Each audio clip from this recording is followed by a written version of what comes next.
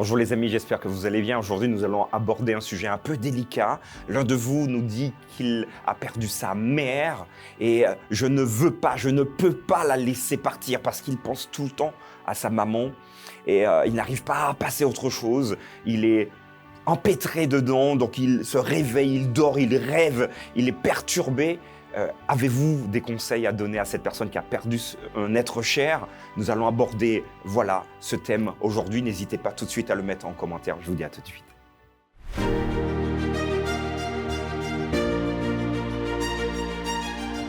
La pensée du jour se trouve aujourd'hui dans Apocalypse, chapitre 21, versets 3 à 4. « Et j'entendis du trône une voix forte qui disait « Voici le tabernacle de Dieu avec les hommes. Il habitera avec eux et ils seront son peuple. Et Dieu lui-même sera avec eux. Il essuiera toute larme de leurs yeux et la mort ne sera plus. Et il n'y a plus ni deuil, ni cri, ni douleur, car les premières choses ont disparu. » Voilà les amis, il y a quelques instants, je vous faisais part de la vie de l'un de nos amis qui regarde la pensée du jour régulièrement. Et là, on a un souci particulier. Il n'arrive pas à laisser partir sa mère qui est décédée, dans le sens où il pense tout le temps à elle, il vit au travers d'elle, il n'arrive pas à passer à autre chose et ça le pèse. Alors je vous disais tout à l'heure, si vous aviez des conseils, n'hésitez pas tout de suite à le mettre en commentaire. Probablement va-t-il récolter tous ces éléments pour l'aider à franchir le cap et aller de l'avant. La perte d'un être cher est toujours dramatique. C'est une cassure qui arrive et toute cassure produit donc des blessures, plus ou moins profondes en fonction de la relation que nous avions avec la personne. Ici, notre ami a perdu sa mère et je peux imaginer qu'ils étaient très très très proches.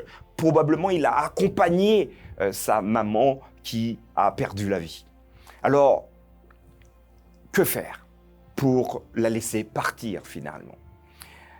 Plusieurs possibilités, j'aimerais peut-être commencer par celle-là. Si vous n'y arrivez pas, des professionnels sont à votre disposition. Je parle ici de psychologues qui peuvent vous accompagner dans votre deuil. Le deuil est composé de plusieurs parties, nous n'allons pas aborder ces éléments aujourd'hui, mais qui vont finalement nous permettre de faire le point, non pas d'oublier, mais de pouvoir aller de l'avant, de nous appuyer sur le futur. Alors, si vous avez des difficultés, n'hésitez pas. Alors, je vous le dis, à consulter les professionnels. Dieu a mis de l'intelligence partout, y compris dans les professionnels.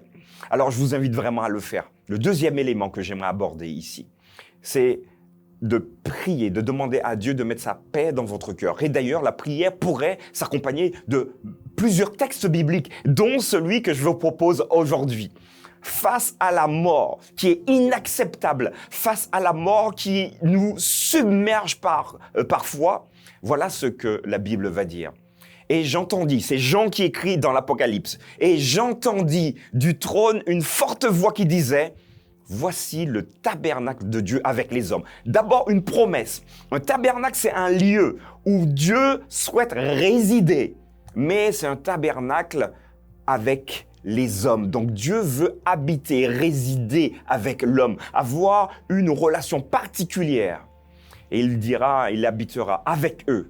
Et regardez bien qu'il va utiliser le futur. Il habitera avec eux. Et ils seront, futur toujours, mon peuple, et Dieu lui-même sera avec eux. Alors c'est une perspective biblique de nous confier dans cette espérance. Alors l'espérance chrétienne, c'est la certitude de l'exécution de tout ce que Dieu dit et que Dieu promet également. Donc, il te promet de rencontrer ta maman. Il te promet qu'il sera avec vous tous les deux, tous les jours, et cette fois-ci, pas jusqu'à la fin du monde, mais pour l'éternité. Le texte est très bien écrit parce que aujourd'hui, peut-être tu pleures, vous pleurez, mais à ce moment-là, Dieu fera quelque chose de particulier pour toi. Il essuiera toute larme de tes yeux. La mort ne sera plus. Et il n'y aura ni deuil, ni cri, ni douleur. Vous et moi, que nous ayons perdu un être cher ou pas, nous aurons à faire face à la mort et parfois nous aurons des douleurs causées par la maladie ou autre chose.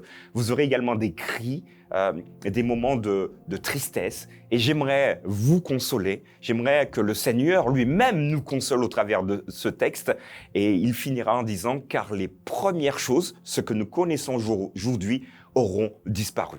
Alors j'espère que toi qui nous écoutes, qui as pris le temps de nous envoyer ce message, j'espère qu'au travers de ces paroles, tu seras un peu boosté. Tu pourras alors peut-être relever tout doucement la tête, faire ton cheminement, faire confiance à Dieu. Le cas échéant, si tu en sens le besoin de t'appuyer également sur des gens qui sont là pour t'accompagner, c'est leur travail et il y en a qui le font très très bien. Prie Dieu afin qu'il puisse te permettre de trouver la meilleure personne pour pouvoir te guider, t'accompagner dans ton cheminement de deuil. Et surtout, n'oublie pas cette promesse que Dieu te fait, nous fait, de revenir pour mettre un point final à tout cela. Voilà l'espérance chrétienne. Moi, j'y crois. J'y suis un peu à fond dedans, mais je partage cette espérance avec vous. Et n'hésitez pas à partager cette espérance avec votre famille et tous ceux que vous côtoyez.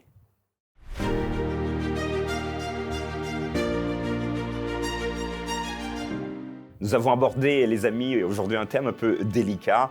N'hésitez pas à être prolifique dans les commentaires parce que notre ami probablement va regarder, va lire. Si vous avez traversé également cette difficulté qu'il rencontre, donc ne pas pouvoir laisser partir quelqu'un de cher, ça peut être un enfant également. Et si vous y êtes arrivé, comment avez-vous fait? N'hésitez pas à le mettre en commentaire. Je pense que ça aidera nos amis. En tout cas, je vous donne rendez-vous demain pour une nouvelle pensée du jour.